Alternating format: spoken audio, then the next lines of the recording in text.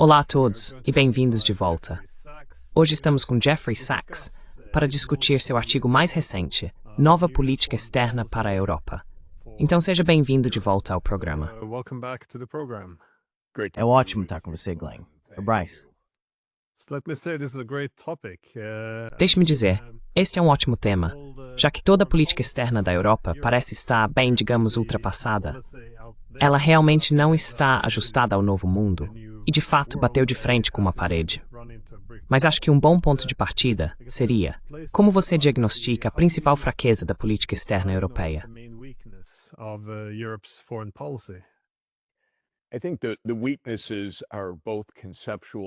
Acho que as fraquezas são tanto conceituais quanto organizacionais.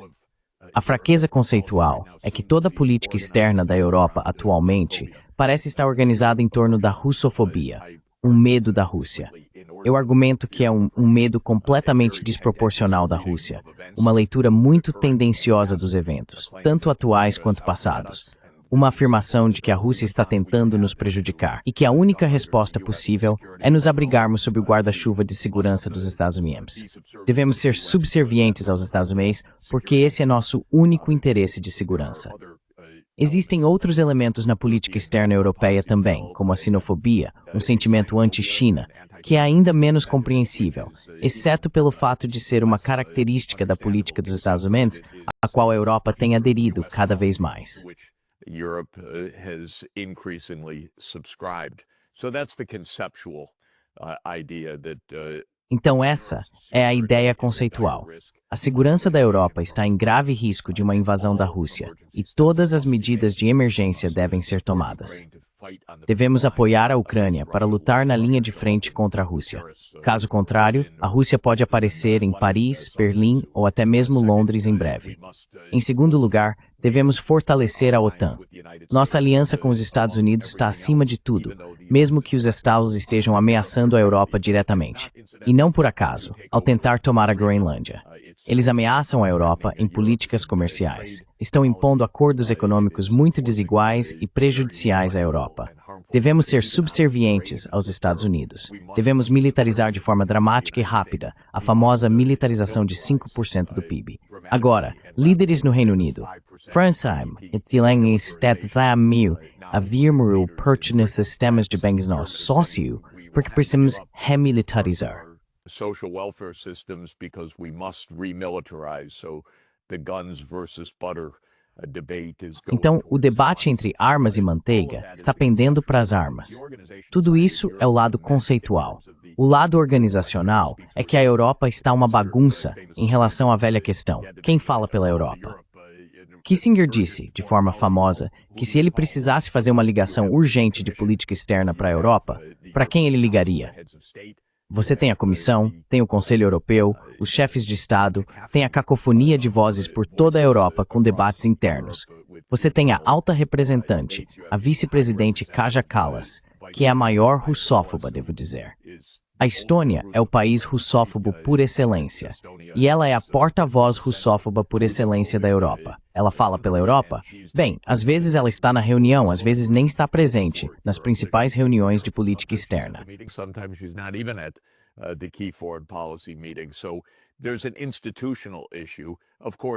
Então existe uma questão institucional. Claro, por trás da questão institucional, há uma questão muito significativa. Existe realmente uma união em termos de política externa? Qual é a relação da União Europeia, que é principalmente uma instituição econômica, social, jurídica e política, com a OTAN, que é uma aliança militar liderada pelos Estados Unidos? A relação é completamente nebulosa, eu diria. E, de fato, de certa forma, até agora, elas estão legalmente entrelaçadas, o que é uma das grandes confusões. A Europa disse: bem, nós somos apenas a Europa. Queríamos que a Ucrânia fosse membro da UE, mas a UE e a OTAN estão atreladas por muitas disposições específicas tanto da OTAN quanto da UE. E claro, a expansão da UE para o leste ocorreu quase em sincronia com a expansão da OTAN. Além disso, a Europa rejeitou a ideia de neutralidade, que foi uma instituição geopolítica de longa data, bastante venerada e altamente bem-sucedida na Europa. Geopolitical institution of Europe, the idea that A ideia de que os estados poderiam ser neutros e que essa neutralidade seria respeitada mesmo em guerras mundiais. Na verdade, muito mais facilmente durante períodos de simples tensão geopolítica, também foi abandonada pela Suécia, pela Finlândia e até mesmo com debates sobre a Suíça abandonar sua neutralidade de séculos. No geral, a política externa europeia está, na minha opinião, em frangalhos neste momento. E talvez, acima de tudo, a Europa não tem voz no cenário mundial. Corre para Washington, se esconde atrás dos Estados Unidos, chama o presidente dos Estados Unidos de papai, ou seja, o chefe da OTAN. Algo inexplicável e pior do que uma história em quadrinhos, mas bastante real, na verdade. Não irreal. Algo que realmente vimos.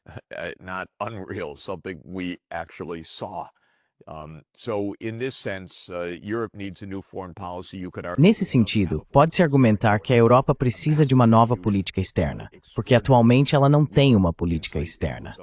Há uma confusão enorme, uma compreensão extremamente fraca da própria situação, e líderes políticos profundamente impopulares, todos eles assumindo o cargo e depois despencando nas pesquisas, se seguem essa linha russofóbica. E é aí que estamos, Glenn. Essa é a base deste artigo. Do ponto de vista conceitual e institucional, a Europa está em uma situação geopolítica desesperadoramente ruim, apesar de ter 450 milhões de pessoas só na União Europeia, em uma das regiões mais ricas do mundo. Mas não existe uma política externa que reflita esse nível de bem-estar, prosperidade, tecnologia ou tamanho. Portanto, é hora de uma nova política externa.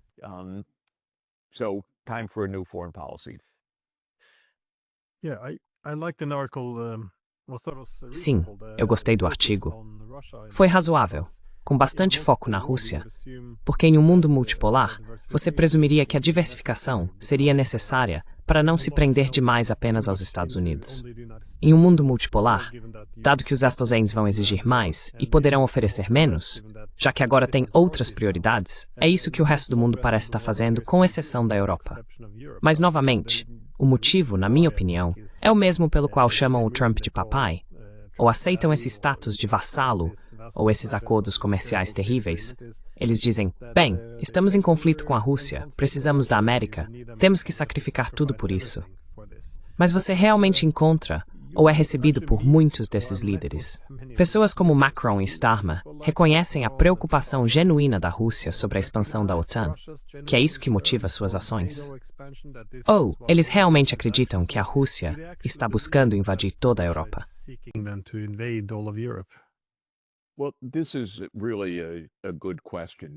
Bem, essa é realmente uma boa pergunta. A narrativa é tão tendenciosa, tão caricata, tão unilateral, que todo evento é interpretado como a Rússia é má, nós somos bons, a Rússia é expansionista, territorial, a Rússia não tem preocupações de segurança além de nos invadir. E essa é exatamente a linha que você ouve desses líderes. Parte do meu artigo é discutir a história real, não a história tendenciosa, até mesmo voltando antes de Cristo, esse Ginny Lynch Howard. Com esse desboscorm, não é smadroth, ele é dan compulente geradet stemmintes documentos falsa.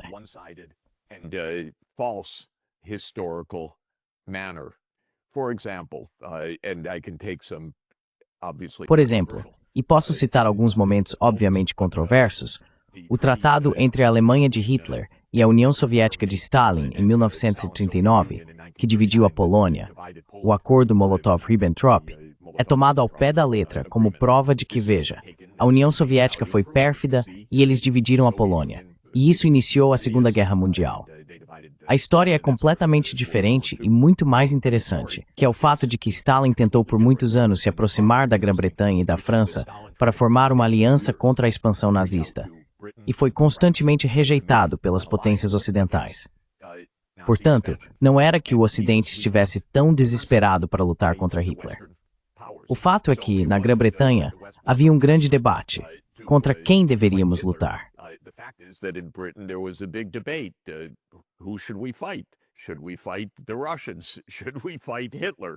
Devemos lutar contra os russos? Devemos lutar contra Hitler? Talvez Hitler seja melhor, porque ele vai invadir a União Soviética e assim por diante. Então, quando Stalin tentou encontrar um acordo com as potências ocidentais para realmente formar uma aliança com o expansão de Hitler, ele foi completamente rejeitado. E aí, essa ação do acordo Molotov-Ribbentrop ganha um caráter diferente. É uma tentativa desesperada da União Soviética de ganhar tempo diante da invasão iminente de Hitler. Bem, é assim que os historiadores entendem isso, mas não é assim que a retórica política interpreta.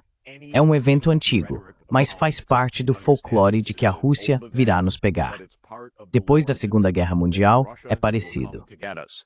After World War II, it's similar. Of course, the Soviet Union. Claro, a União Soviética, e principalmente a Rússia, mas a União Soviética sofreu 27 milhões de mortes lutando e derrotando Hitler. Seus exércitos varreram a Europa Oriental até chegar a Berlim, até a capitulação da Alemanha em maio de 1945. A forma como o Ocidente conta essa história é que a União Soviética ocupou a Europa Oriental de maneira cruel, o que aliás é verdade, eu sei. Sou casado com uma mulher maravilhosa da Europa Oriental que cresceu na Europa Oriental dominada pelos soviéticos. Não era um lugar divertido para crescer. Mas o que essa história, essa narrativa, ignora completamente é que a União Soviética, sob Stalin, sob Khrushchev, estava tentando encontrar um arranjo de segurança que não levasse ao que eles temiam, a Terceira Guerra Mundial, ou uma Alemanha remilitarizada. World War III of a remilitarized Germany. And in 1945 in Potsdam, an agreement. E em 1945, em Potsdam, foi alcançado um acordo para desmilitarizar a Alemanha. Foram os Estados Unidos e o Reino Unido que romperam esse acordo e criaram a República Federal da Alemanha, em vez de uma Alemanha reunificada, neutra e desmilitarizada, que era o que a União Soviética defendia. Bem, isso pode parecer história antiga, mas a interpretação do que foi a Guerra Fria importa muito. A questão é que a União Soviética tinha preocupações reais de segurança. Meu Deus, eles perderam 27 milhões de pessoas devido a uma invasão vinda da Europa. Uma invasão que ocorreu depois que a Europa Ocidental demonstrou desprezo pela ideia de formar uma aliança com a União Soviética para se proteger contra esse tipo de invasão.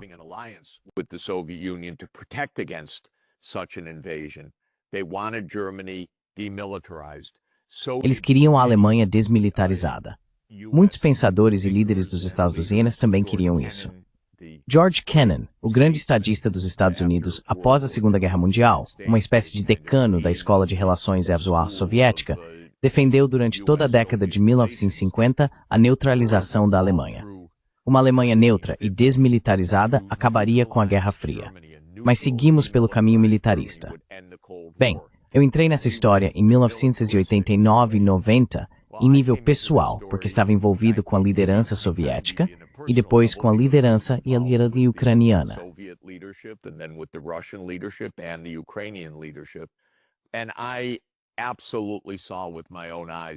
E eu absolutamente vi com meus próprios olhos o quanto Gorbachev e Yeltsin eram insistentes em fazer a paz, desmilitarizar e acabar com a Guerra Fria. E sabemos, apesar de todas as mentiras e negações dos Estados Unidos e dos líderes europeus, que houve compromissos firmes de que a OTAN não se expandiria para o leste quando a União Soviética dissolveu o Pacto de Varsóvia. Em outras palavras, toda a história é lida de uma forma falsa e tendenciosa para negar qualquer interesse de segurança da Rússia. Tudo é feito para provar que a Rússia é a vilã, a potência expansionista, a única que faz coisas erradas, o puro mal, e assim por diante. E essa é uma narrativa falsa.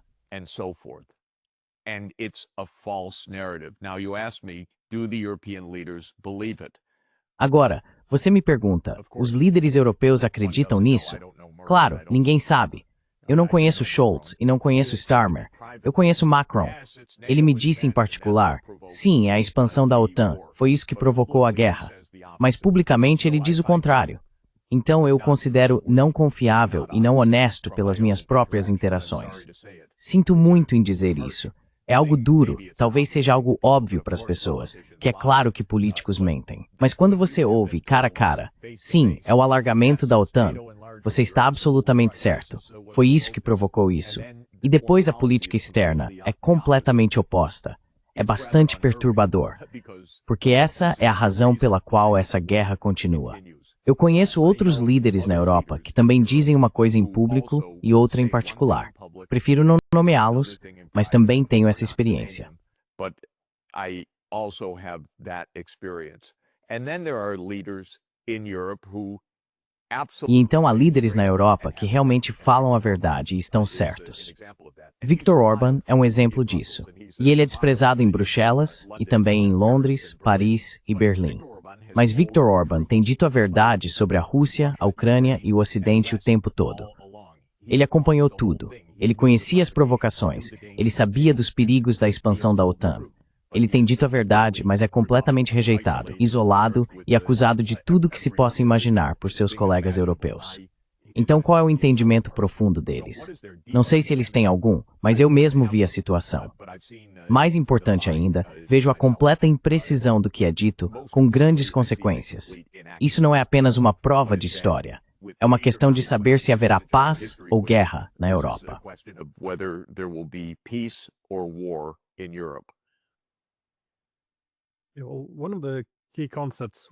Um dos conceitos-chave que temos em relações internacionais é exatamente este, o dilema de segurança.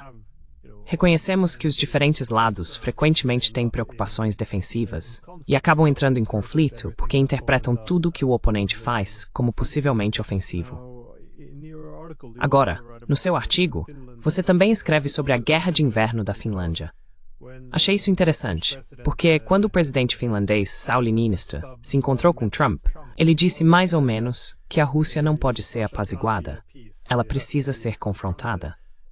E essa foi, de certa forma, a experiência finlandesa. Mas como você sugeriu com a Guerra de Inverno, isso foi interessante. A União Soviética atacou a Finlândia porque temia que ela fosse usada pelos alemães para invadir a Rússia.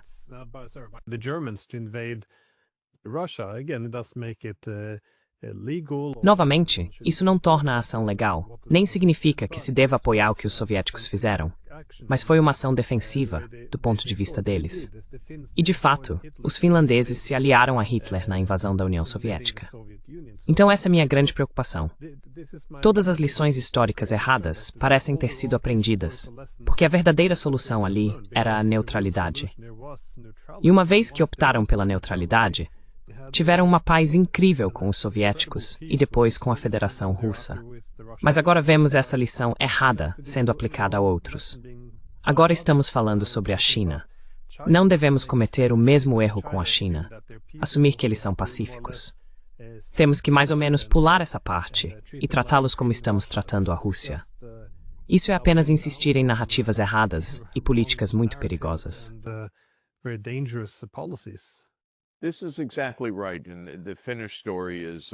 Isso está absolutamente correto. E a história finlandesa é importante e fascinante. Mais uma vez, Stalin tentou, por meios diplomáticos, encontrar um acordo com a Finlândia para que a União Soviética pudesse se proteger contra uma invasão iminente de Hitler, que de fato aconteceu, inclusive passando pela Finlândia e pelos estados bálticos. Portanto, não era uma preocupação infundada, era iminente. E os finlandeses disseram não. Eles não permitiram nenhum tipo de acordo de segurança para a União Soviética. É a mesma história da recusa de Stalin por parte da Grã-Bretanha e da França. Claro, esse é um período doloroso na história da Finlândia, mas há uma razão para isso.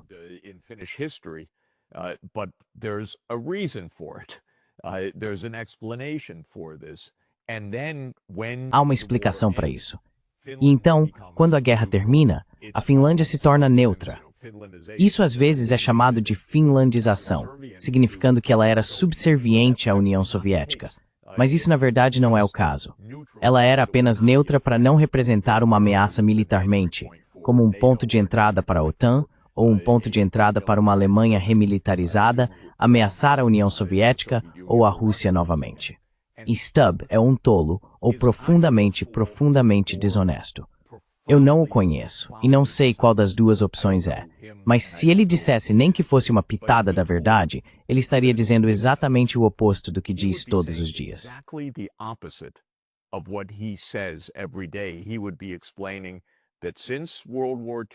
Ele explicaria que desde a Segunda Guerra Mundial, e independentemente do que se diga sobre os eventos de 1939 a 1945, que acabamos de discutir, a Finlândia teve o melhor período possível como país neutro. Não só foi deixada em paz, digamos assim, mas além disso, a Finlândia se tornou um dos países mais prósperos e ricos do mundo. Eu coedito todo ano um relatório chamado World Happiness Report, no qual divulgamos dados de pesquisas sobre satisfação com a vida. A Finlândia alcançou o primeiro lugar no mundo em felicidade, felicidade autodeclarada na pesquisa anual da Gallup. E o que Stubb deveria dizer, se tivesse um mínimo de discernimento ou honestidade, é que a neutralidade foi o melhor acordo possível para a Finlândia.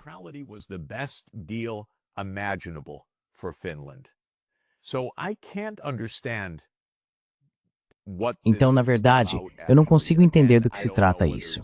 Novamente, não sei se ele é um tolo, um mentiroso ou simplesmente um vassalo do complexo militar industrial dos Estados Unidos, ou alguma combinação dessas coisas. Mas a história dele, digamos, sua versão resumida da história, é absolutamente o oposto do que ele afirma agora. Ele deveria chamar seu amigo, Vladimir Zelensky, para o lado, colocar o braço em seu ombro e dizer: sabe, a neutralidade pode ser algo ótimo. A Ucrânia poderia chegar ao topo do ranking de felicidade mundial. Acredite, funcionou para nós. Em vez disso, ele diz exatamente o oposto da verdadeira história finlandesa.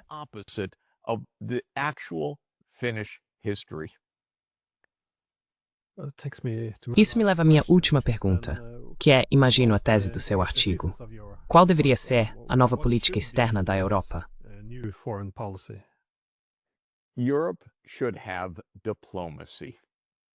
A Europa deveria praticar diplomacia. Diplomacia não significa correr para Washington e se submeter. Diplomacia significa realmente agir de acordo com os interesses da Europa em relação à Rússia, à China, à Índia, aos BRICS, à ASEAN, à União Africana, não sob a tutela dos Estados Unidos, mas sim uma diplomacia europeia de fato. Considero a pior parte do cenário atual o fato de que a Europa, de forma institucional, tem sido incapaz e não tem demonstrado vontade de manter discussões diretas sobre essas questões com o governo russo. De ministro das Relações Exteriores para o ministro Lavrov, do alto representante para o ministro Lavrov, de chefes de Estado para o presidente Putin. From heads of state to President Putin, it can be organized. It should be organized. Pode ser organizado. Deve ser organizado. Esta guerra é um assunto europeu, embora tenha sido provocada pela expansão da OTAN pelos Estados Unidos, que foi definitivamente um projeto dos Estados antes de tudo. Mas é a Europa que está em jogo. E, no entanto, a Europa acha que diplomacia é correr para Washington. Isso não é diplomacia. Diplomacia é se reunir com os representantes russos. Diplomacia é se reunir com os representantes chineses, com um pouco de respeito, decência e preparação. E é um pouco hipócrita a Europa ir dar lição à China sobre Xinjiang, quando a Europa é completamente cúmplice de um verdadeiro genocídio em Gaza todos os dias.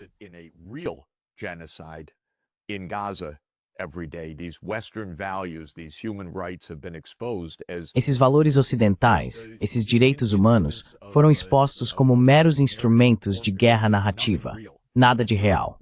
Se a Europa tomasse uma atitude, deixaria de ser cúmplice do genocídio de Israel e teria uma diplomacia direta com a Rússia e a China.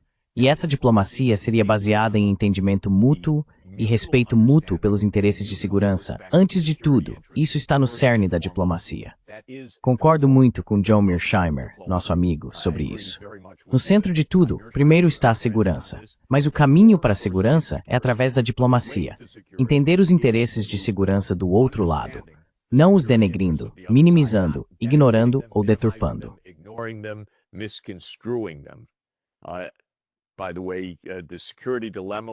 Aliás, o dilema de segurança que você mencionou foi um conceito do meu falecido colega em Colômbia, Robert Jervis, que escreveu brilhantemente que se você quer paz, deve entender os argumentos do outro lado. Se você quer entender os argumentos do outro lado, converse com o outro lado. Essa é a primeira lição para a Europa. Pare de correr para Washington e de fazer sua 10.000ª reunião com Zelensky e faça sua primeira reunião com o ministro Lavrov, com o presidente Putin, de forma séria, para discutir os interesses de segurança mútuos. a segurança coletiva ou a segurança indivisível da Europa, porque disso poderiam surgir resultados maravilhosos. There would be wonderful results from that. Recentemente, nós dois estivemos no Vaticano e me lembro de uma citação lá, não me recordo de qual líder cristão, que dizia que a paz não é alcançada conversando com seus amigos, mas sim com seus adversários. Acho que definitivamente esquecemos disso na Europa. E, novamente, como grande parte da diplomacia moderna nasceu neste continente, é uma pena termos esquecido disso. Enfim, como sempre, muito obrigado. E realmente, não posso recomendar este artigo o suficiente. Vou colocar o link na descrição. Então, mais uma vez, obrigado. Thank you so much.